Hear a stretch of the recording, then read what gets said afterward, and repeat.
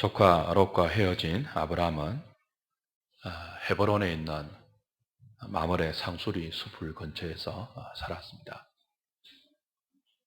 거기에 살다가 어느 날 아브라함은 롯에 관한 이야기를 듣죠. 지난주에 본 것처럼 갑작스러운 전쟁이 발발했고, 그 전쟁으로 말미암아 조카 롯은 모든 것을 빼앗기고 전쟁 포로로 잡혀가게 됩니다. 엘람왕 그돌라오멜이 주관하는 연합군에게 잡혀가게 됩니다. 롯을 사로잡아간 그돌라오멜의 연합군은 막강한 동방 4개국 연합군입니다.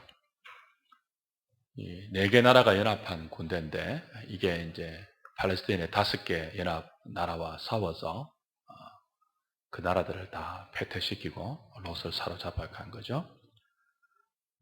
근데 엘람왕 그돌라오멜이 주도하는 이 4개국 연합군은 가히 큰 군대라고 할 수 있습니다. 엘람은 지금 이란에 해당되는 지역이고, 또 두 번째 나라인 그 시날은 나중에 바벨론 제국이 되는 바로 그 나라입니다. 그 세 번째 나라인 유브라테스 강 유역의 풍요로운 나라 엘다살과, 그리고 또 나중에 아수르라고 불리는 티그리스부터 메디아 국경까지 큰 나라입니다.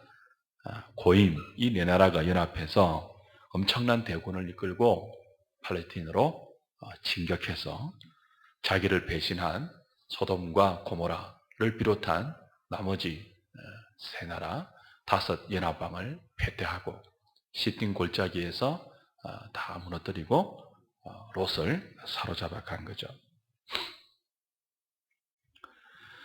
더군다나 오늘 본문에 보면은 이들은 롯을 사로잡아서 단까지 내려갔다. 단은 시딤 골짜기에서 굉장히 먼 곳이에요. 또 아브라함이 살고 있던 헤브론 마므레 상수리 숲을 근처에서도 거의 일주일 이상 걸리는 그런 거리입니다. 쫓아가기 힘든, 더군다나 대군이죠. 이런 상황이 여러분에게 발생했다면 여러분 어떻게 하십니까? 롯은 남이 아닙니다. 골육입니다. 친척입니다. 하나밖에 없는, 아브라함 곁에 하나밖에 없는 조카예요. 근데 얼마 전에 삼촌의 마음을 섭섭하게 하고 떠난 조카입니다. 아브라함의 마음을 시원하게 하고 떠난 조카가 아니고 목초지 문제로 아브라함의 마음을 서운하게 했던 그런 조카예요.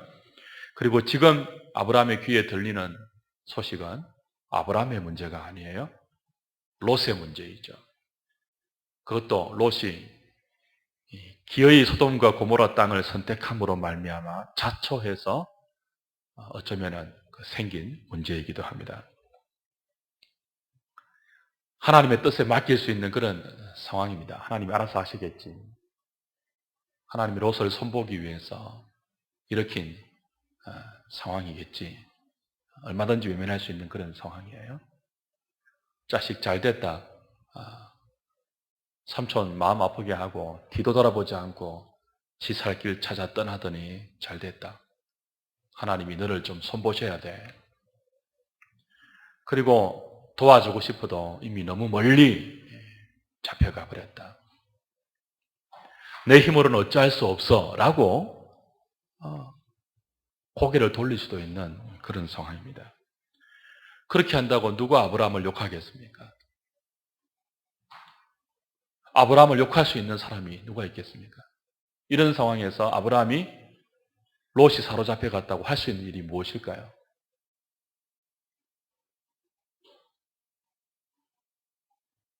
네 개국 연합 동맹군이 롯을 사로잡아 갔습니다. 집에서 훈련시킨 318명의 가신이 그럼 무슨 소용이 있겠습니까? 팔레스타인의 5개 연합 군대가 이 4개국 연합군의 동방연합군에 초계처럼 설려갔습니다. 근데 318명이 무슨 군대 앞에 무슨 의미가 있겠습니까? 그런데도 아브라함은 팔레스타인의 5왕도 이기지 못한 이 싸움에 318명의 가신을 데리고 무모할 정도로 이들과의 싸움에 뛰어듭니다. 이길 수 없는 싸움이에요. 근데 왜 이 싸움에 아브라함이 뛰어들죠? 영웅심 때문입니까? 안 그러면 모험심 때문입니까? 아니면 한순간의 감정으로 성급하게 무모한 결정을 내린 것입니까? 그렇지 않죠. 아브라함은 아는 것입니다. 전쟁이 일어났는데 아브라함은 살았어요. 손끝도 하나 다치지 않았어요. 머리카락 하나도 손해보지 않았어요. 아브라함은 알고 있는 거죠. 지금까지도 그랬지만 이번 전쟁에서도 자신이 생명을 보존하고 재산을 보존하고 온 가족이 온전한 것은 하나님의 은혜인 것을 알고 있습니다. 헤브론 마므레 상수리 숲을 근처에 거기에 있는 지역 주민들과 동맹을 맺고 거기서 하나님을 향하여 단을 샀고 자기를 향하여 장막을 치고 있는 아브라함, 여기까지 인도하신 것이 하나님의 은혜인 줄 아브라함은 알아요. 누군가가 아브라함에게 소식을 들려주죠. 그 동방 4개국 연합군에게 잡혀갔던 사람 중에 하나가 도망쳐 와서 롯의 소식을 전해줍니다. 이 전쟁으로 당신의 조카 롯이 모든 것을 빼앗기고 포로로 잡혀갔습니다. 단까지 끌려가 있습니다. 그 소식을 듣는 순간 아브라함은 아는 거죠. 비록 믿음은 보잘것없고 하는 행동을 보면 얄밉기가 짝이 없어서 그냥 내버려 두고 싶은 사람이 롯이에요. 그러나 롯이 누구입니까? 조금 전에 목초지를 가지고 목자들이 서로 다툴 때 아브라함이 롯에게 뭐라고 했습니까? 너와 나는 한 골육이 아니냐. 다투지 말자. 네가 우하라. 내가 저할게. 네가 저하면 내가 우할게. 언약을 맺었어요. 너와 나는 골육이 아니냐. 이방인들 앞에서 다투지 말자. 우선권을 너한테 양보할게. 이거 언약입니다. 언약. 너와 나는 믿음의 한 형제가 아니냐. 믿음의 동지가 아니냐. 본토 친척 아비 집을 떠나라는 하나님의 부르심에 응답해서 메소포타미아에서 하란을 거쳐서 여기 가나안까지 온, 애굽까지 같이 내려갔다가 다시 온, 함께 여호와 이름을 부르고 함께 단을 쌓았던 믿음의 형제가 아니냐, 동지가 아니냐, 권력이 아니냐, 싸우지 말자 하고 언약을 맺었어요.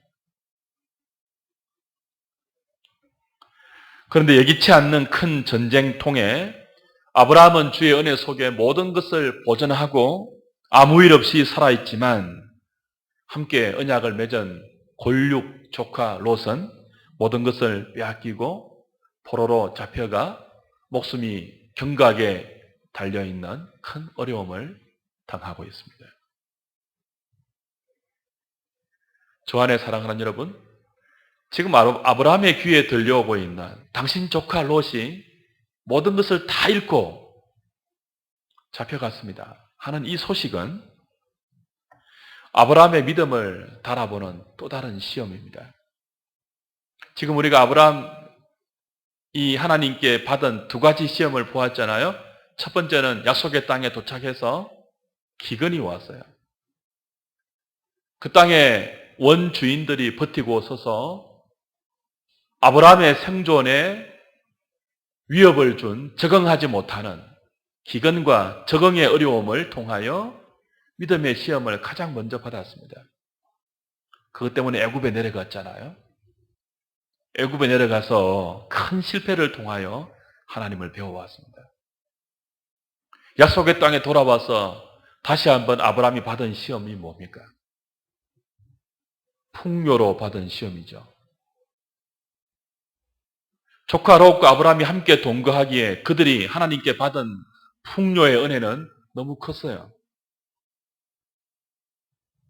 그 풍요 때문에 그들의 목자들이 서로 심각하게 다투는 이방인들 앞에서 하나님의 명예를 더럽힐 수 있는 큰 시험 앞에서 아브라함은 애굽에서 배워온 하나님을 기억하고 롯에게 우선권을 양보하는 그런 두 번째 시험에 잘 대응하는 모습을 보였습니다. 근데 지금 또다시 들려오는 것이 뭡니까? 세 번째 시험입니다. 기근과 풍요의 시험을 넘어서 이번에는 어떤 시험이에요? 사랑의 시험이에요. 사랑의 시험. 롯이 떠나간 그 빈자리의 허전함 속에 하나님이 찾아오셔서 언약을 확인시켜 주셨습니다. 눈을 들어서 동서남북을 다 바라보라. 그리고 네 발로 한번 걸어보아라. 내가 다 줄게. 다시 땅과 자손의 약속, 하나님 나라의 약속을 더하여 주시면서 하나님은 아브라함이 헤브론, 마므레 상수리 숲을 근처에서 하나님을 섬기고 살 수 있는 은총을 더하여 주셨어요. 근데 그때 또 다른 시험이 하나님에 의해서, 환경에 의해서 아브라함에게 주어집니다. 그 시험이 어떤 시험이라고요? 사랑에 관한 시험이에요. 비록 불신앙으로 하나님 앞에 큰 죄악 덩어리였던 소돔의 영적 실체를 보지 못하고 눈에 보기에 좋은 대로 목초지를 선택해서 소돔 땅을 선택했던 롯. 그 롯을 흔들어 깨우기 위한 하나님이 준비한 변수. 큰 국제전쟁이었습니다. 연합전쟁이었어요. 하나님이 만드신 그 변수 속에서 자신의 권력이 어려움을 겪고 있습니다.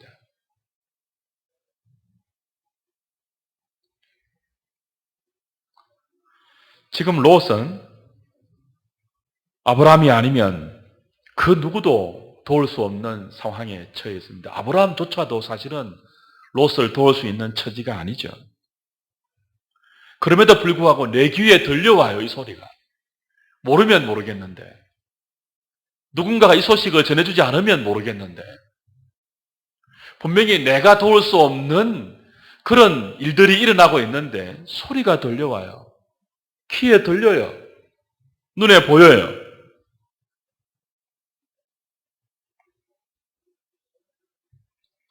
아브라함은 이것이 롯에게는 하나님이 상수 되시는 하나님께 롯을 다시 초청하는 하나님이 준비한 변수인 줄 모르겠지만 아브라함에게는 이것이 하나님을 사랑하고 언약의 지체를 사랑하느냐를 물어보는 또 다른 시험인 줄을 알았습니다. 비록 내가 감당하기 힘든 상황이지만 내가 어찌 해볼 수 없는 그런 현실이지만 그러나 내 귀에 들리고 내 눈에 보이며 내가 아니면 누구도 손쓸 수 없는 나의 언약의 형제가 그 어려움의 한복판에서 실험하고 있습니다. 시험이에요. 이 시험에서 아브라함이 문제를 어떻게 풉니까? 무모할 정도로 뛰어듭니다.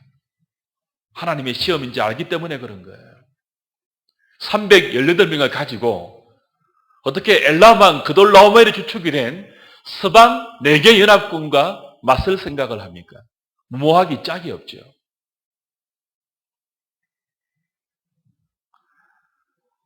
계산하면 뛰어들 수 없는 상황입니다. 그런데 이것이 하나님이 자신을 달아보는 사랑의 시험인 줄 안다면 무모함을 넘어서 계산하지 않고 뛰어들어야 하는 거죠. 아브라함은 담대한 사람이 아닙니다. 롯이 잡혀서 모든 것을 빼앗기고 죽든 살든 어떤 면에서는 간섭하지 않을 수 있는 충분한 비겁자예요. 우리 이미 애굽에 내려갔을 때 자기 아내 사례를 와이프라 속이고 자기가 살기 위해서 거짓말을 동원했던 아브라함의 진면목을 확인한 바 있습니다. 아브라함은 비겁자예요. 롯이 아니고 조카가 아니고 아내도 자기보다 소중하지 않았던 사람입니다. 자기가 살 수 있다면 아내도 팔았던 사람이에요. 근데 조카 롯이 뭐 그렇게 대수겠습니까? 더군다나 자기의 마음을 서운하게 하고 자기 살 길을 찾아 찬바람이 불듯이 그죠? 주저하지 않고 삼촌을 떠났던 어떤 면에서는 배은망덕한 조카인데 뭔 미련이 있겠습니까? 근데 어떻게 아브라함이 무모할 정도로 그런 조카를 위해서 그런 롯을 위해서 구해보겠다고 불을 지고 화염에 들어가듯이 내계 연합군과의 싸움에 자기를 던지고 있을까요? 어떻게 그것이 가능합니까?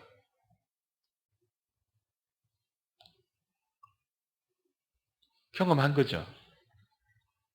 하나님이 어떤 분인지를 경험한 거죠. 조금 전에 하나님이 자기에게 언약을 다시 확인시켜 주었어요. 언약을.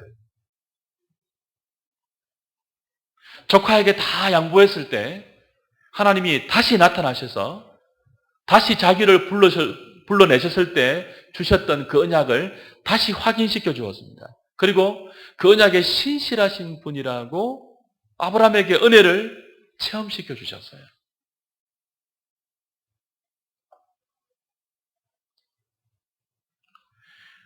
하나님은 아브라함이 어려움에 빠져 있을 때 잘 됐다 하고 그냥 두고 계셨던 적이 없습니다. 너 참 잘 됐다. 약속의 땅에 들어와서 조금 더 어렵다고 그걸 참지 못하고 어떻게 그렇게 쉽게 그 땅을 포기하고 애굽으로 내려갈 수 있느냐? 너 맛 좀 봐야 된다. 너 같은 사람은 맛 좀 봐야 된다. 너 마누라 빼앗기고 죽을 고생 한번 해봐라 애굽에서. 그럴 수 있지만 하나님 그렇게 하지 않았죠. 팔짱 끼고 아브라함이 아내를 잃을 뻔한 어려움에 빠져서 자기 힘과 자기 지혜와 자기의 모든 수단을 동원해도 어쩔 수 없는 그런 막다른 골목에 있을 때 하나님은 아브라함에게 팔짱 끼면서 너 잘됐다. 맛 좀 봐라. 그렇게 하지 않았잖아요. 무모할 정도로 하나님은 아브라함의 불신앙 가운데 개입하셔서 아브라함의 삶을 원위치로 돌려놓았습니다. 아내를 돌려주었고 바로에게 있는 많은 것들을 빼앗아서 아브라함에게 안겨주었습니다.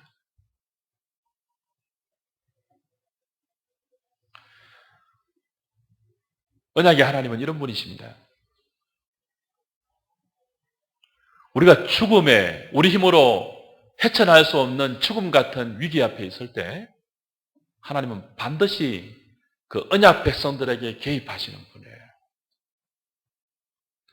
하나님이 우리 인생에 개입하실 때는 계산하지 않으십니다. 무모함을 저어보고 실리를 따져서 그렇게 개입할까 말까 그러시는 분이 아니에요.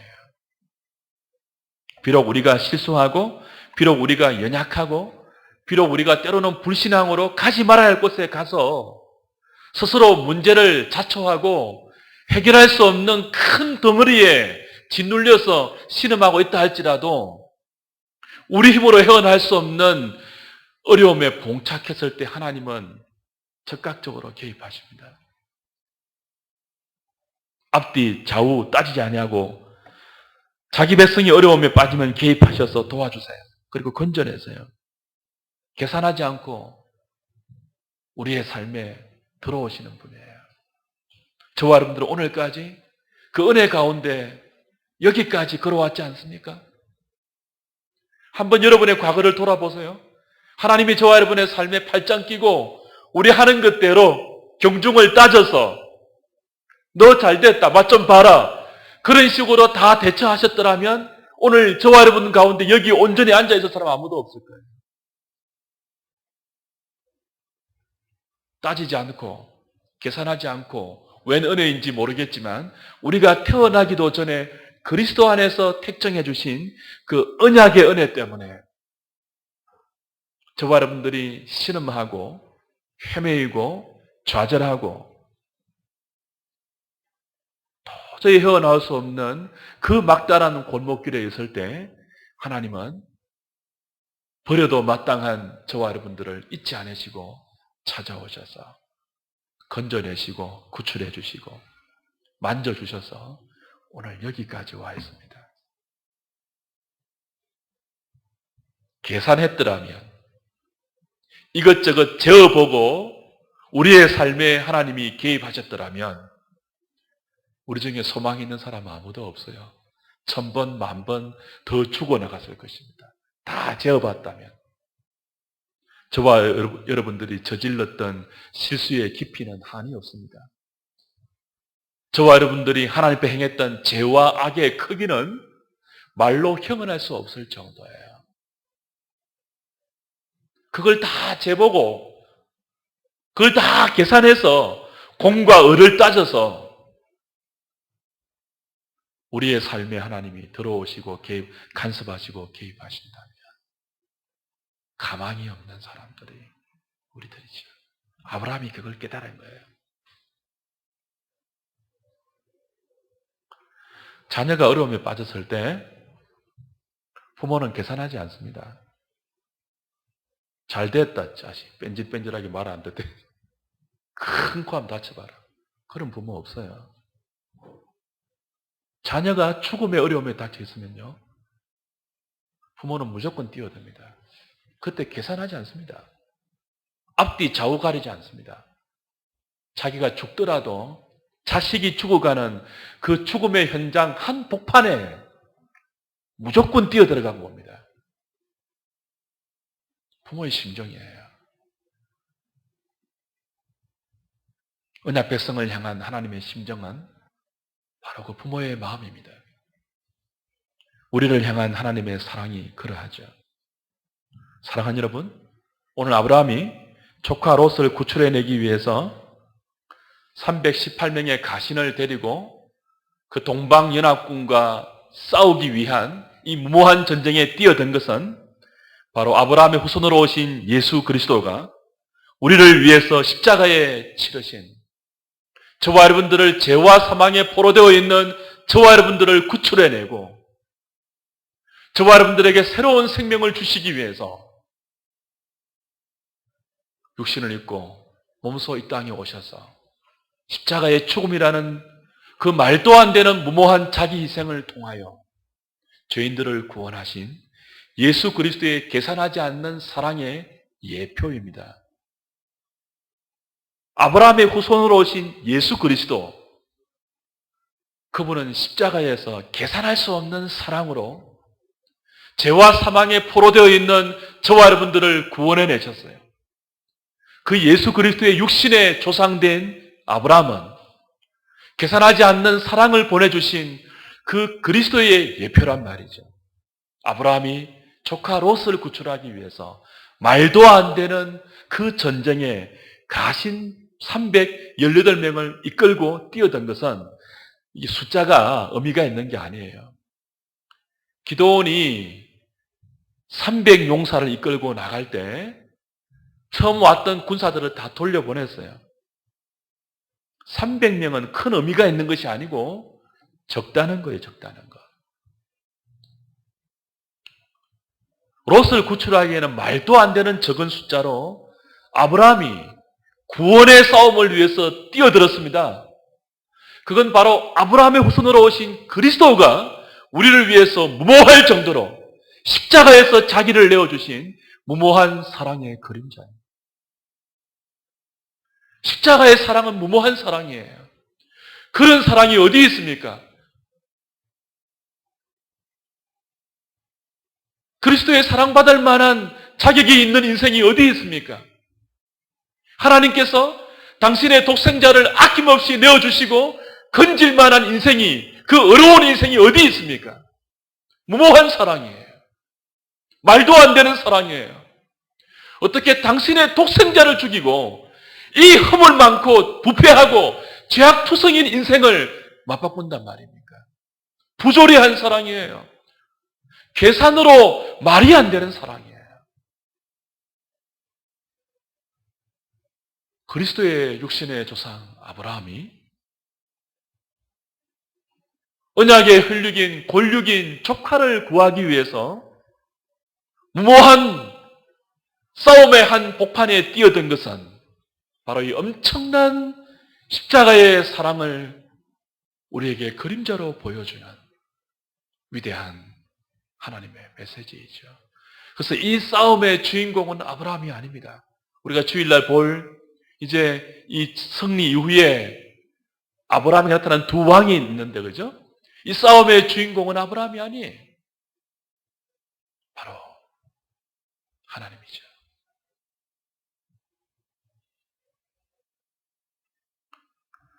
우리는 그런 사랑의 결과로 오늘 주의 자녀가 되어 있습니다.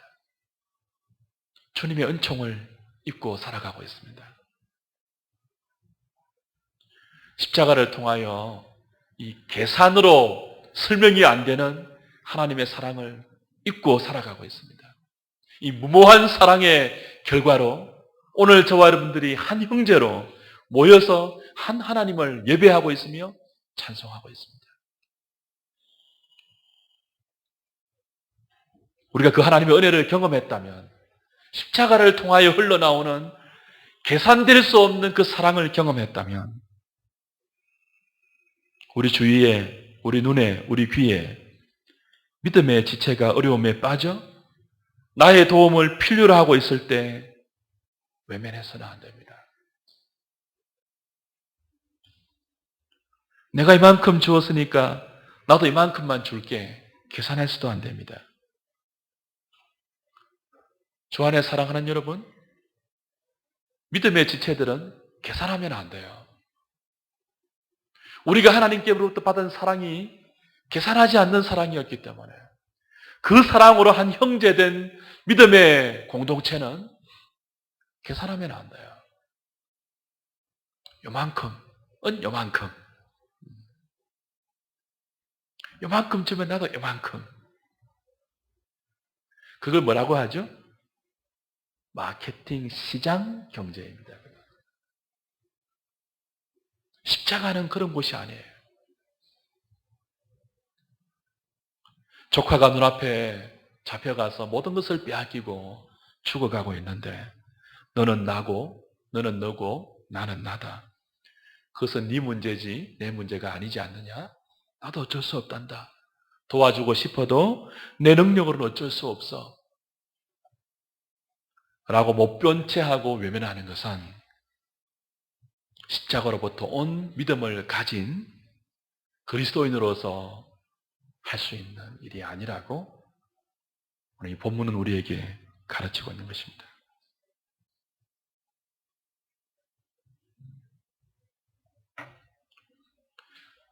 롯이 이 문제를 세 번째 시험을 이렇게 잘 풀고 있을 때 아브라함이 이 시험을 잘 풀고 있을 때 아브라함이 경험한 것이 뭡니까?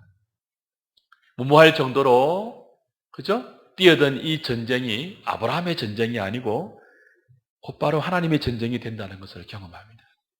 하나님은 아브라함을 하여금 밤새도록 말도 안 되는 승리를 허락하게 하셨어요. 경험하게 하셨어요.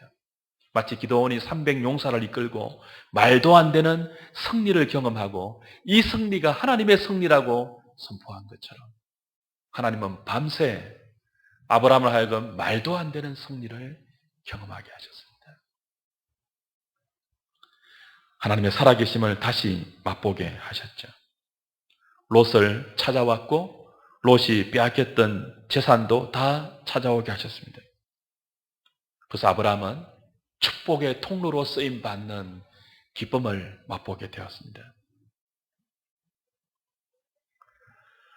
형제를 위해서, 믿음의 지체를 위해서 계산하지 않는 사랑으로 우리가 그의 어려움에 뛰어들어가면 이런 하나님을 경험할 줄 믿습니다. 우리 너무 재고있어요. 안 뛰어들어가요. 아이고 뜨거워. 데일까 싶어서, 죽을까 싶어서, 마음에 상처 입을까 싶어서, 우린 너무 빛의 갑옷이 아닌 딱딱한 자존심의 갑옷으로 무장을 하고, 자기 유익의 갑옷으로 무장을 하고, 이익의 갑옷으로 무장을 하고, 형제가 나의 도움을 필요로 하는 그 긴박한 상황에서 내 귀에 들려오는, 내 눈에 보이는 그 도와달라는 소식을 외면하고 고개를 돌리고 있지 않습니까?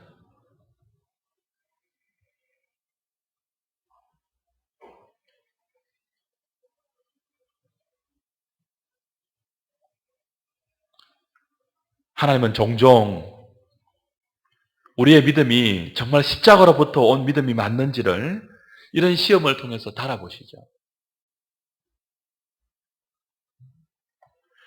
롯이 아브라함에 의해서 구원을 받죠. 구출을 받습니다. 그리고 다시 돌아가요, 소돔으로. 이런 사람을 사랑하는 것이 쉽지가 않죠.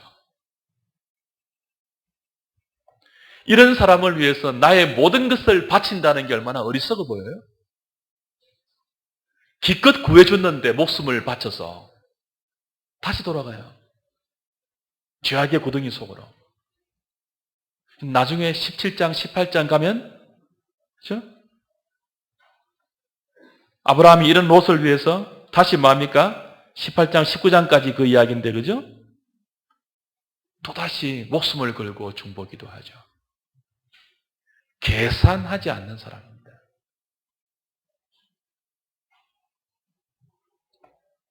때때로 우리는 어리석어 보이는 상황에 형제를 위해서, 지체를 위해서 우리 자신을 던져야 합니다.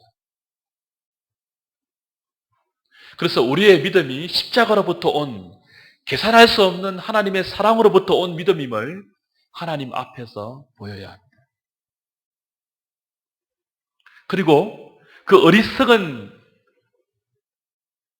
현장에 믿음을 가지고 뛰어들어서 하나님의 살아계심을 맛볼 수 있어야 합니다. 그렇게 안 하면요, 우리는 자꾸 인색한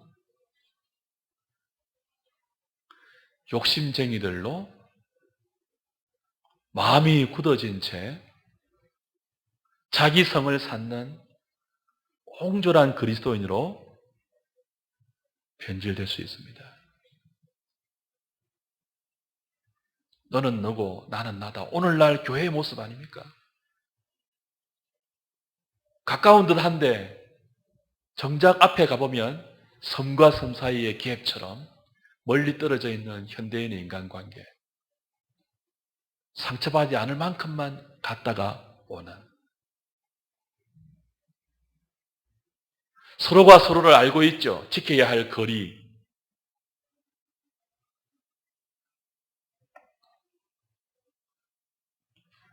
주 안에 사랑하는 여러분,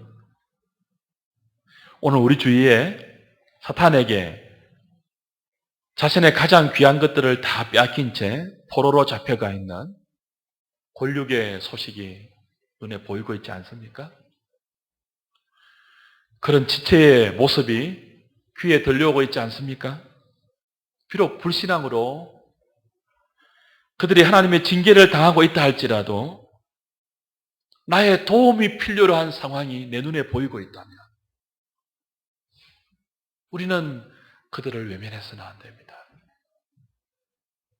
무모할 정도로 뛰어들어야 합니다.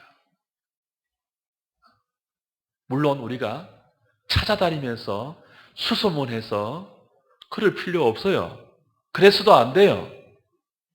보이는 만큼만 하십시오. 들리는 만큼만 하시기 바랍니다.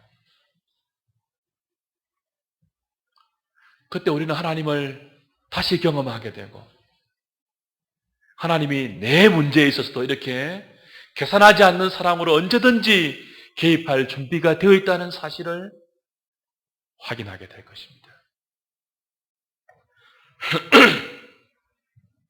이전에게 우리에게 이런 사랑이 있게 해달라고 기도하기를 원합니다.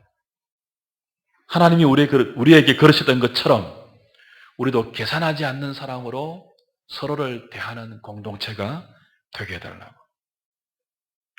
세상이 우리를 통해서 하나님의 백성을 보게 해달라고. 세상이 우리를 통해서 계산하지 않는 하나님의 사랑을 보게 해달라고.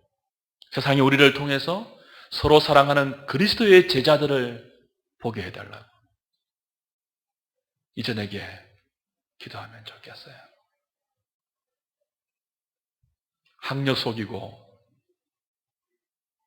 학위 속이고 그렇게 해서 쌓는 바벨탑이 중요한 게 아니에요. 아무도 알아주지 않는 한 형제의 고통 속에 나의 많은 것들을 걸고 뛰어들어갈 때 거기에 하나님이 계십니다. 몇만 명이 모여서 대형 집회하는 거기에 하나님이 계시지 않을 수 있어요. 오늘 내기에 들려오는 형제의 어려움에 나의 모든 것을 걸고 뛰어들 수 있는 준비가 되어 있을 때 하나님은 우리의 눈에 보일 것이며 우리의 귀에 들릴 것이며 숨소리처럼 우리와 가까이 계시면서 우리의 삶에도 그렇게 개입해 주실 것입니다. 그리고 모든 좋은 것으로 함께 해 주실 것입니다. 그 은혜를 구하는 저녁이 되면 좋겠어요.